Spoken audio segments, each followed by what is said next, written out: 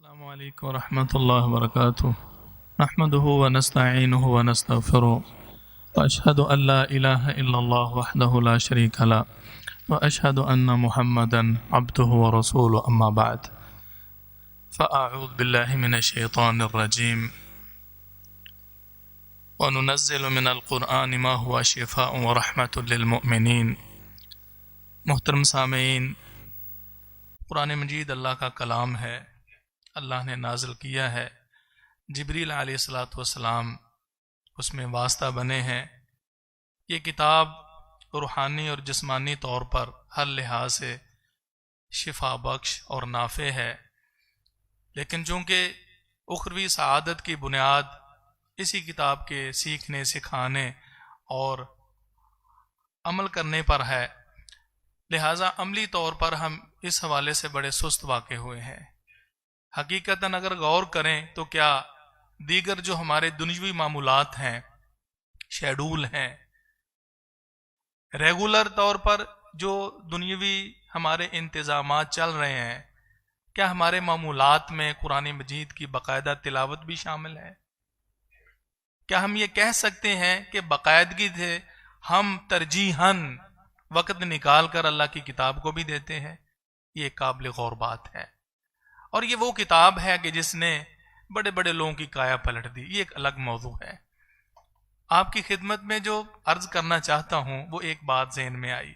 ویسے تو یہ وہ عظیم کتاب ہے کہ جس کا آپ ایک حرف اللہ کی کتاب سمجھ کے پڑھے تو 10 نیکیاں ملتی ہیں۔ یہ وہی کتاب ہے کہ آپ دل لگا کر اس کو پڑھیں گے اور زندگی کے نظام میں لائیں گے، کل قیامت والے دن سفارشی بن کر یہ اللہ کا کلام پیش ہوگا، سفارشی بنے گا۔ اللہ کی محبت کمانے کا یہ عمدہ ذریعہ ہے کلام اللہ۔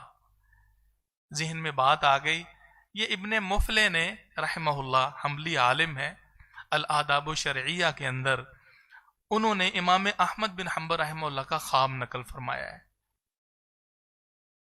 خواب کی حیثیت خواب کی ہے، کوئی اس کے بارے میں کہا نہیں جا سکتا، لیکن خواب دیکھنے والے ایک بہت بڑے امام اہل سنت احمد بن حنبل ہیں۔ وہ کہتے ہیں میں نے اپنے خواب میں اللہ سبحانہ و تعالیٰ کو دیکھا۔ میں نے پوچھا اللہ تیرا قرب اور تیری محبت کیسے کمائی جا سکتی ہے؟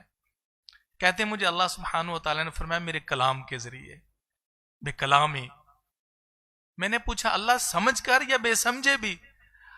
کہتے ہیں مجھے اللہ نے فرمایا جیسے بھی، سمجھ آتی ہے نہیں آتی، میرے کلام کو پڑھو، یہ میرے قرب اور میری محبت کا بہترین ذریعہ ہے۔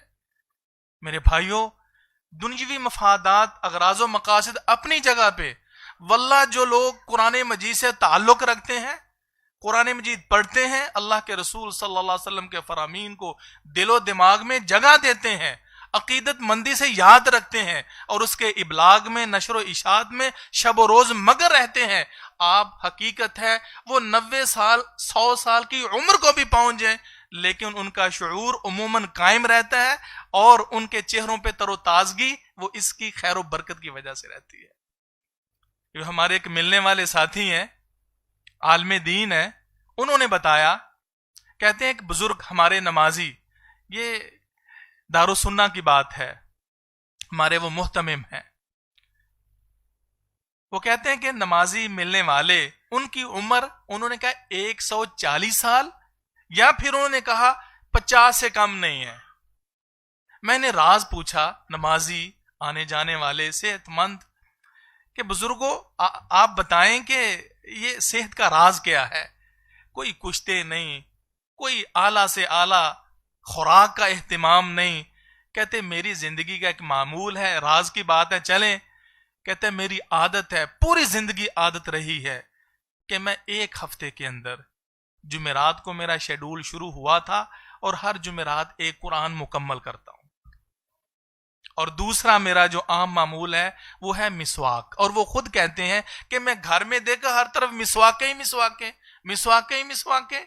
یہ اہتمام میرے بھائیوں، بہت سے ایسے واقعات ہیں جن سے اس بات کی تصدیق ہوتی ہے، کیوں نہ ہو رسول اکرم صلی اللہ علیہ وسلم کا بھی فرمان ہے، سید نظر اللہ حمران سمع مقالتی فحفظها ووعاها واداها، او کما قال رسول اللہ صلی اللہ علیہ وسلم، اے اللہ اس شخص کے چہرے کو تر و تازہ فرما جو میرا فرمان سنتا ہے، دل میں جگہ دیتا ہے، اور جیسے سنتا ہے اس کا آگے ابلاغ اور اس کو اسی طریقے سے اس کی نشر و اشاعت کرتا ہے۔ یہ بڑے خوش نصیب لوگ ہیں جو دینی خدمات میں مصروف ہیں، اور اللہ سبحانہ و تعالی ان کی صحت بھی، باوجود ہے کہ عموماً افلاس اور غربت کا شکار ہوتے ہیں، لیکن بہت سے امراض اور بہت سی دنیوی جو وبائیں ہوتے ہیں ان سے محفوظ رہتے ہیں۔ آخری بات، اس بات کی تصدیق صحت کی، عافیت کی اور جوان مردی کی، اور جو ارذل العمر ہے، بڑھاپے کی جو آخری لمحات، گھٹیا ترین عمر، اللہ ہمیں اسے محفوظ فرمائے۔ 80 90 100 سال اس سے اوپر عمر کا ملنا یہ اللہ کا فضل و کرم ہے، لیکن بشرطے کہ نیکی کی ہو اور صحت مندی کی ہو، یہ بہت بڑی اللہ کی نعمت ہے۔ یہ ہے مفسر قرآن ابن عباس، اور ان کی یہ تفسیر ہے، میری نظر سے گزری ہے یہ صحیح ترغیب کے حوالے سے۔ یہ سورۃ التین ہے، ثم رددناہ اسفل سافلین۔ شروع میں پتہ ہے لقد خلقنا الانسان فی احسن تقویم، اس انسان کو ہم نے بہترین سانچے میں پیدا کیا، پھر رفتہ رفتہ ہم اس کو نیچے سے نیچے ترین لوگوں میں کر دیتے ہیں، اسفل السافلین میں اس کو کر دیتے ہیں۔ سیاق و سباق کے مطابق یہ مفسر قرآن کیا تفسیر کرتے ہیں؟ وہ فرماتے ہیں ہم اس کو یعنی انتہائی نچلے ترین درجے میں لے جاتے ہیں، یعنی اس انسان کو پیدا کرنے کے بعد رفتہ رفتہ مختلف مراحل سے گزار کر اس کو ہم معمر ترین بنا دیتے ہیں۔ انسان کبھی بوڑھا ترین ہو جاتا ہے اور نکمی اور گھٹیا عمر تک پہنچ جاتا ہے، جس میں معذوری بھی اور کچھ ایسے عوارض لاحق ہو جاتے ہیں کہ انسان خود بخود کچھ کرنے کے قابل نہیں رہتا۔ ابن عباس کیا فرمایا؟ الا الذین آمنوا، آگے کیا فرمایا اللہ نے؟ الا الذین آمنوا، مگر جو لوگ ایمان لائے۔ اس کی ایک تفسیر تو جو عموماً چلتی ہے، یہ جو دوسری تفسیر ہے یہ قابل غور ہے۔ اس عوارض سے، ان بیماریوں سے کون محفوظ رہتے ہیں؟ جو ایمان لائے۔ وہ فرماتے ہیں من قرأ القرآن لم يرد الى ارذل العمر، جو انسان قرآن پڑھتا رہتا ہے، قرآن پڑھتا ہے، وہ کبھی بھی رذیل اور گھٹیا عمر تک نہیں پہنچتا۔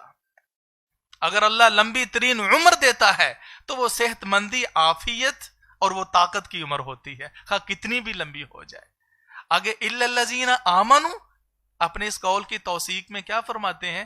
تائید میں، کہ جو انسان قرآن پڑھتا رہتا ہے، اس کی عادت ہے، جو قرآن پڑھتے ہیں وہ گھٹیا عمر کی طرف نہیں جاتے۔ الا الذین آمنوا، وہ آمنو کی تفسیر فرماتے ہیں الذین قرأوا القرآن، جو لوگ قرآن کو معمول بناتے ہیں اور قرآن پڑھتے پڑھاتے ہیں، وہ مقصد یہ ہے کہ بوڑھے ترین نہیں ہوتے، وہ اس گھٹیا، نکمی، کمزوری، لاغری کی عمر تک نہیں پہنچتے۔ اگر پہنچ بھی جائیں تو 100 150 سال تک بھی ان کو یعنی کمزوری نہیں ہوتی۔